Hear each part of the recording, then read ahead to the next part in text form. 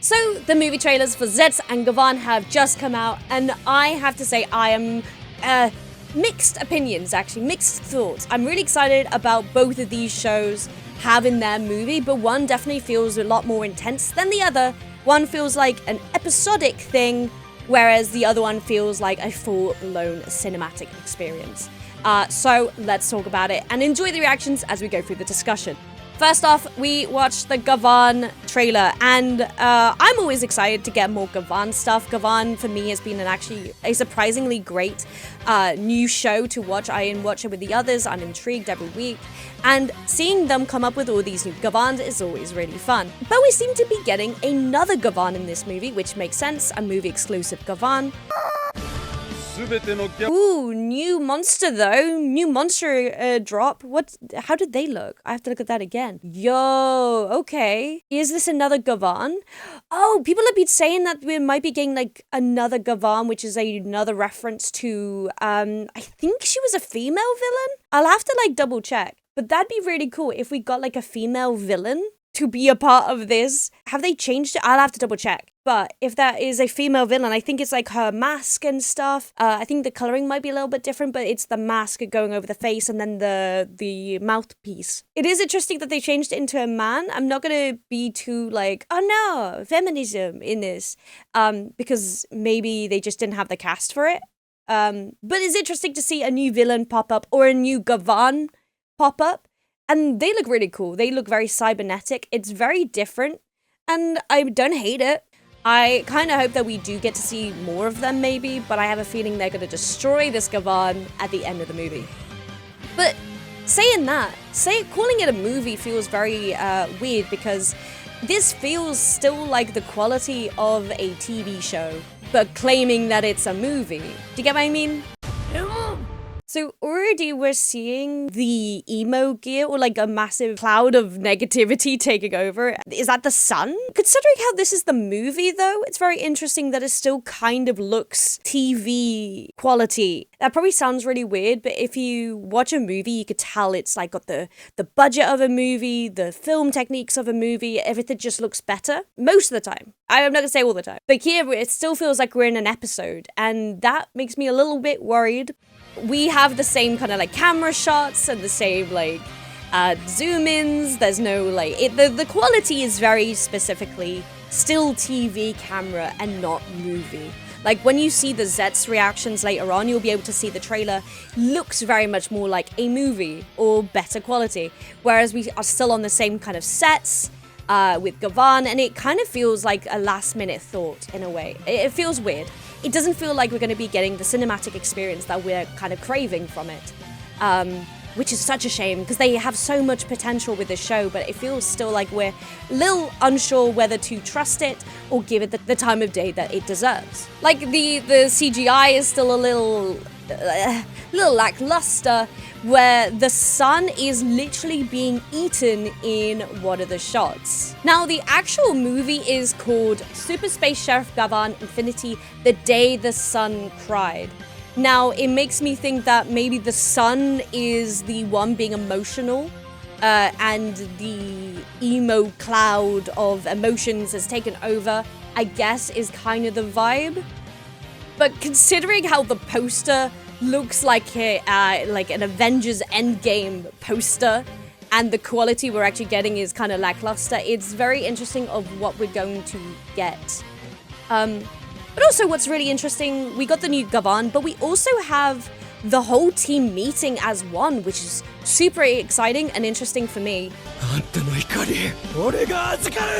Ooh, it looks like the others are on their own in the battle there. Like, he's on his own and then they're the ones battling in the thing on his own. Ooh, do we split up the team maybe? Or do they just have to do multiple things at the same time kind of thing? Which makes sense. But I love that we have like 1, 2, 3, 4 Gavans kind of like actively reacting together. And also, it's all three of... Wait, they're all in the same shot. So does that mean that Luminous and Bushido finally meet?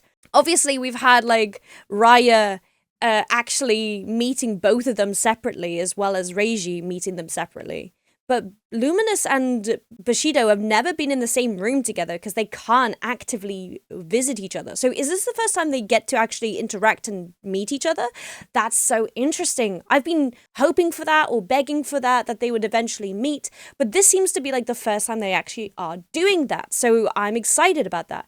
Also, something that's really interesting is, it's just the facial, like, light up things. I love them. They're such a nice choice to have in the masks. They're really fun. They're really nice to see. Visually, just gorgeous. And the shining suits. Sometimes when it comes to like that metallic shininess, I'm unsure about the suits. But all the suits in Gavan so far have been gorgeous, have been lovely. I have had no complaints the whole time. We have Luminous and Bushido, as well as obviously Raya and Reiji, but they're kind of like in the same situation, if that makes sense. They've always been separated by the laws of the world that they created. We now have two Gavans who can travel between the universes, and in that sense, Reiji and Raya have met, obviously. Bushido, I should probably be calling him Gavan Infinity, shouldn't I? But we've had Raya and Infinity meet Bushido and Luminous separately, but Bushido and Luminous have never met together. It's very interesting in that way because it's like they haven't actually met. Sounding a bit like a Dawn Brothers prompt in a way. But finally we have a prompt where they're actually in the same situation, the same fight. So have they worked out the blood thing that Raya's sister Miku was working on? Or is this just one of those movie situations where they quote-unquote happen to be sucked into the same universe kind of thing? I don't know. There's a way to do it. There are like specific tropes that are definitely happening in the Zets trailer, but in this, it could be like all of us are in a different dimension and this is just something that happens now. Because they do that. Sometimes we have movies where they're sucked into another dimension and things just work. Or we're all in the same universe and that's just how it works. And don't at me, this is just how it is. But we do get to see the rest of the cast pop up. Okay, we do get the rest of the cast. We get Raya, we get Luminous, we get Bushido. So it's very, very fun to see everybody popping in, still very much involved. I love that. I love that so much. We are going against this new Gavan, it seems. Of course, that makes sense for a movie. But I hope he's not just a movie exclusive. I hope that they are like either appear in the show maybe. I don't know. There's some movies where you watch and you're just like, this only happens in the movie. There's no relevance to the show. And sometimes people get annoyed by it. It's like, is it even canon is the question as well people have asked. Is it even canon? Because there's lots of Toku movies. Like we've seen them. There's so many Kiva movies. Me just slipping up there. Not just Kiva movies, but there's so many Toku movies that don't seem to be canon. And you're just like, okay, it's a fun experience. But they change characters and they change development of characters, depending on where they are on the character development of the character during. Because, like, the movie will happen and then just suddenly in the show, because they've continued on, the show will have all this development that we now lose when we finally see it. So it's just interesting. But, yeah, we do see Kiki and Koto doing their thing, working together. We see all the different worlds with a nice, like, little different shade. Seeing all our Gavans fighting something. It's the same monster, so it's hard to work out if it's the same situation that they're fighting, if it's the same situational monster that's just jumping through time. Is it the new Gavan that's causing it to happen where they come together maybe? I don't know. We'll see. But Reiji does fail in this one. Reiji does have a bit of an issue with their sword breaking. But was that Raya? Was that Reiji losing? Wait, let me go back a second. Was that not losing, but like his sword breaks. Oh my god. Reiji failed? Reiji lost the battle? Ooh, that's interesting. Okay. So a lot of emotions will be going on. He's probably going to get more angry. But that's interesting. Okay, cool. Let's see. And it seems like the rest of the team have, like, gathered up to do a certain situation. And Reiji is on his own for some of it, maybe. Or this is still just all a moment for him to realize that he needs help. Maybe. Reiji is very good at working with others, But this feels like this might be a situation where he has to work together and he has to call upon his friends.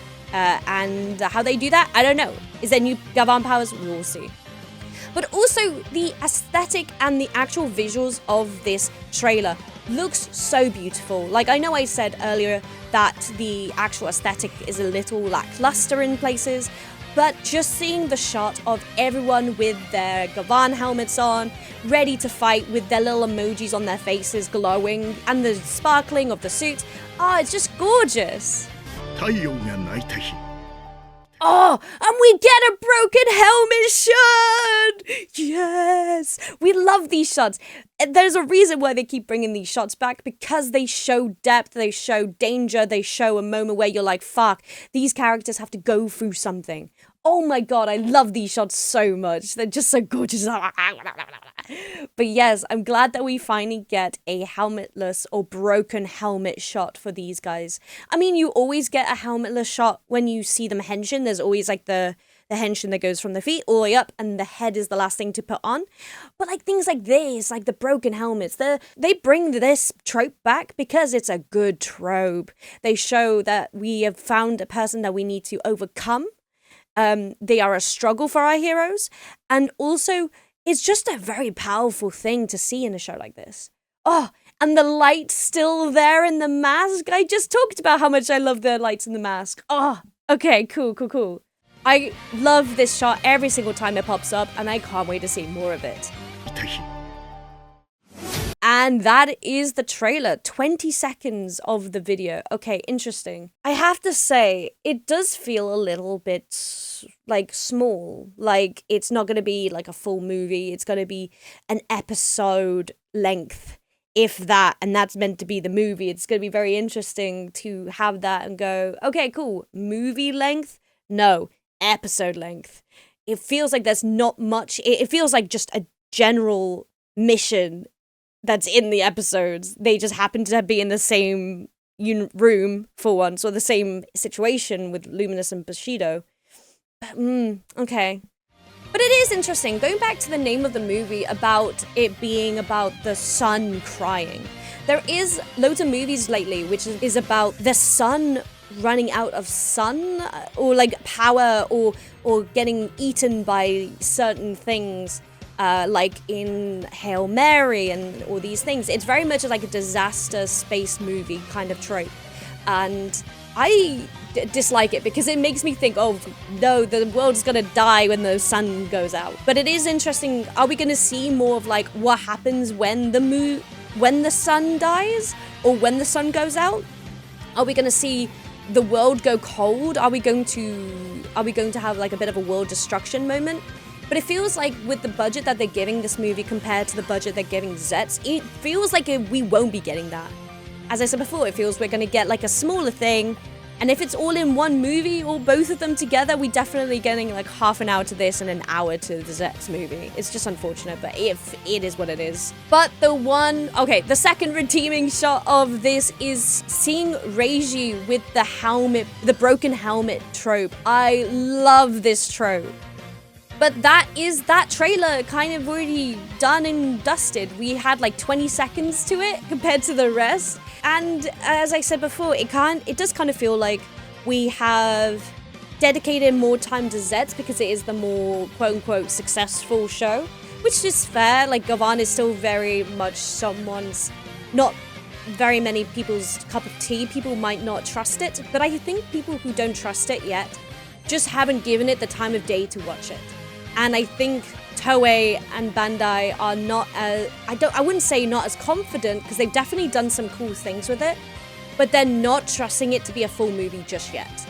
Because obviously they've seen the visuals, they've seen the timing, they've seen every person's reaction to it, and people's probably, their curiosity die a little bit with it. But what I say is, please go watch this movie, please go and support Gavan, because it is a good show. Like, people just need to give it more time. Anyway, this is your middle of the road reminder to subscribe. Give us a like if you'd like this kind of content of us talking about trailers. It will help me a lot. Trust me, it does. Anyway, thank you very much for subscribing maybe, and here's to the next half of the video. Enjoy. Bye! But now on to everyone's apparent favorite let's go talk about Zets. Now, Zets is an interesting one because the story is all about Baku going evil, or quote-unquote seeming to be evil, which is always like a common trope. Oh, Baku is looking kinda hella evil, dude. Like, what is this shot? Okay, surely there must be like an evil villain version or a clone or like we have mentioned aliens before in the show. Maybe this is an alien Baku, maybe? No idea. Genuinely no idea. But this could be an alien Baku, right? Maybe? But he's in code, so that's interesting. So code is still around in this movie, no matter where it is in the timeline. But Baku is evil, apparently. I've just had a look at the synopsis. Apparently, the National Police Agency was bombed. The perpetrator was identified as Baku. The National Public Safety Commission, the top authority in law enforcement, ordered the Paranormal Affairs Division to capture him immediately. So that is why Fujimi and Nazuka are still around, because they've been ordered to capture and, I guess, disable Baku. So Baku, and it's always this, isn't it? There's always like an evil version of the main hero because we have to go against the hero in some way. They always do this in movies like this. I don't know if I like that trope or if I hate that trope. A lot of the time, it's like a misunderstanding, that something happened and they're actually good, but they have to go against people to make it work. I don't know how it's going to happen here, but it also is a very common, like, movie trope, and we're not here to bang on and say bad things about common tropes in media, but, like, it is a common trope where the main character seems to be evil and dun dun dun, things are going wrong. And what's happened? Maybe it's, as I said, maybe it's like an alien has taken over and he seems to be doing bad things. Or it's just a situation where something bad has happened, but it seems to be bad because for the greater good, etc., etc. But we have a new character joining the cast. Let me see, this is the longer one. Oh, new character unlocked. New character unlocked. Okay, interesting. He looks cool.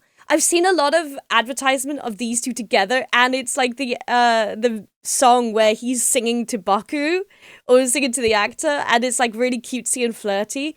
I'm like, are they doing that on purpose for the BL lovers? Because there is definite like, hey, look who this is, or hey, look at this character and the flirtiness. Actually, let me have a quick look. The actor is Shunta Sono. It's a Japanese actor, singer, and a member of the idol group MILK. Milk?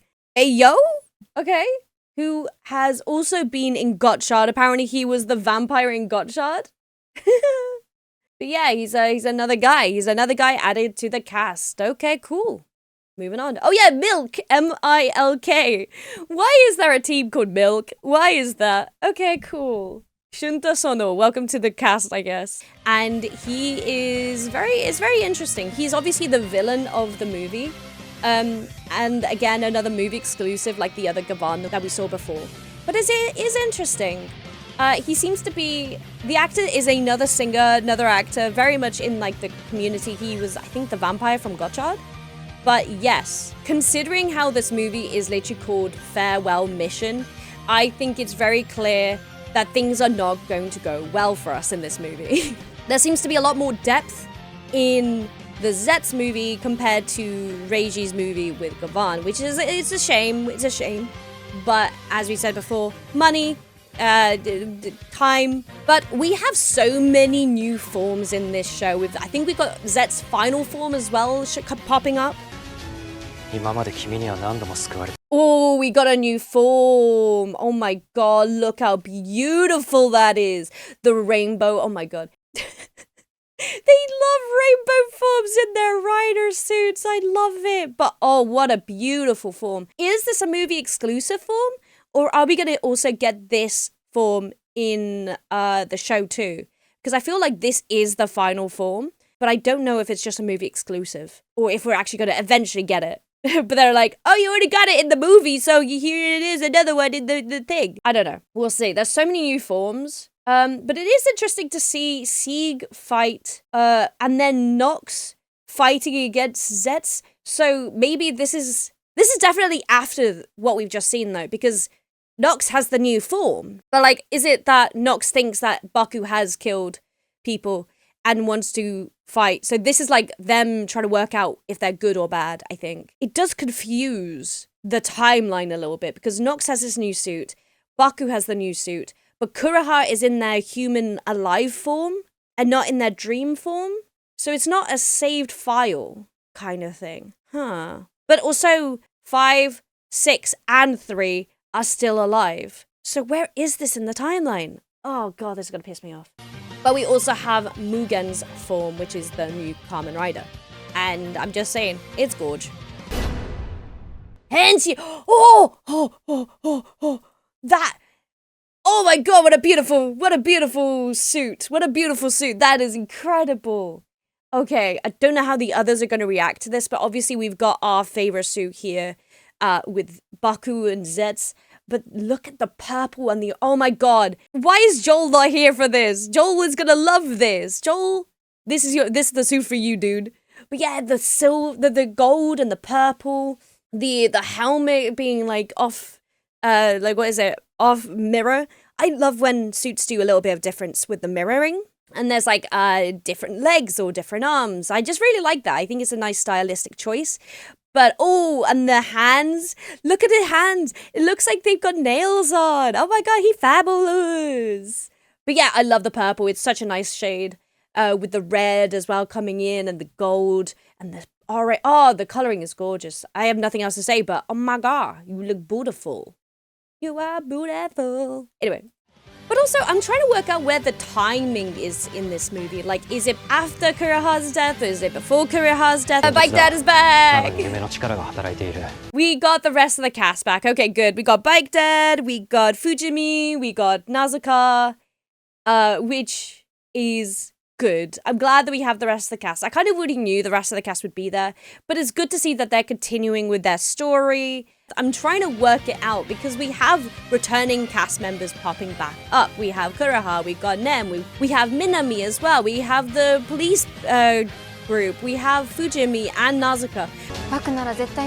Oh, okay, so we do get the girlies back. We have Kuroha somehow, we have Nem, and we have the...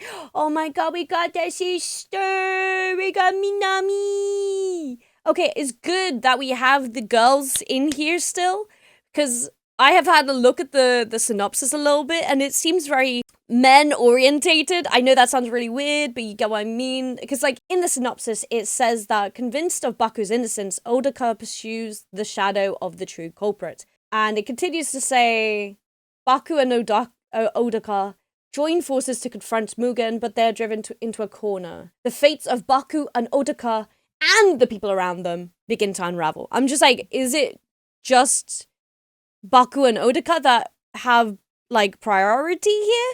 But it looks like Nem is actually doing something, trying to convince people of their innocence, and as well as Minami is actually in her uniform. Okay, are we going to see more Agent Minami?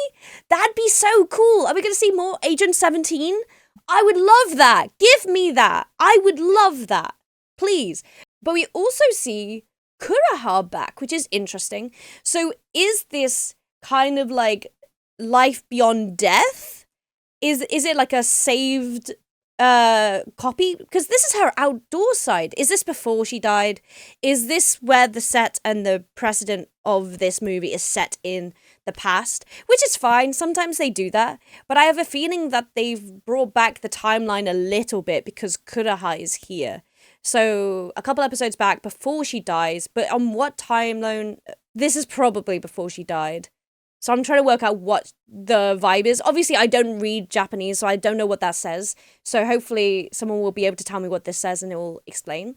Maybe we'll rewatch it with the dub once, or the sub, sorry, when it comes out. We have Odaka. We have 3 and 5, and like just all the cast returning. It feels like it's before Kuroha's death and before 5 and 3 go, but then everyone has the new forms. Like Odaka has his new form. Nox has his new form. Even on the wiki I'm looking at it, it's like continuity and placement to be announced. So nobody really knows, but we do have everybody still in the cast, which is nice to see everyone back. But where is it in the damn movie? Where is this in the continuity? But I was really worried about the separation of like what each character does. Or like, is everybody involved? Because the whole cast is back. Is everybody as involved as I thought they would be? And it does seem that Nem is doing something. Minami is in her suit again. Well, not in her suit, but she is in her like form, like her uniform again, which is really interesting. So things are kind of going balls to the wall. Things have happened. Let's get help.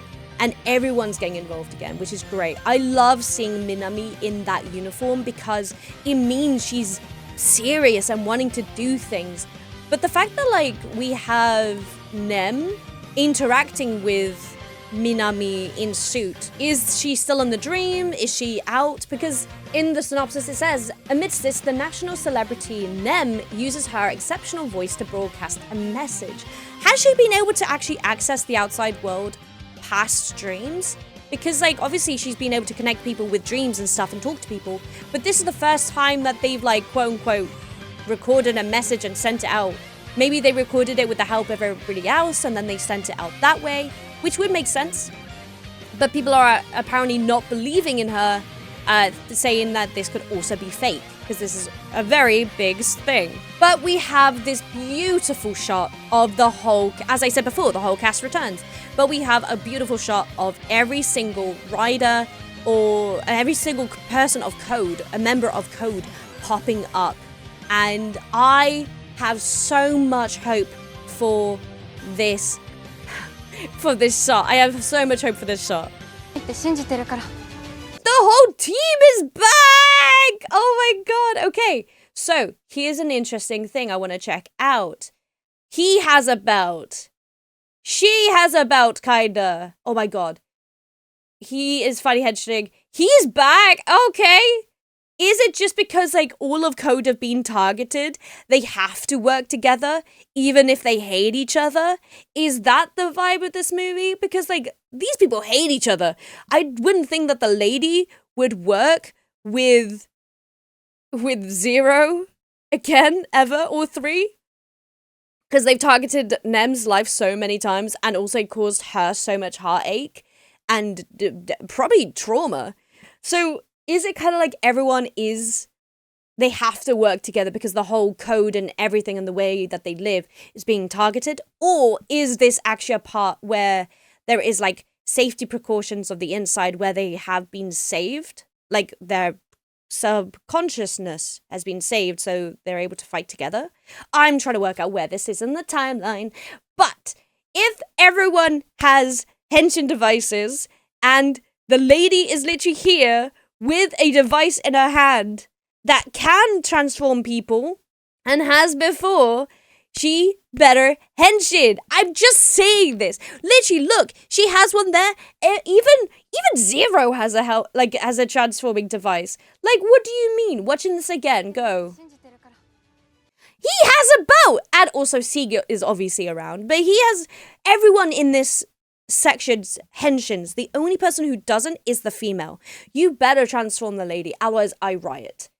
Also, there seems to be confusion of who's truly evil, who isn't. Do you believe in the person that you have worked with before? And I kind of love that confusion. It's the angst of shows that we like to see.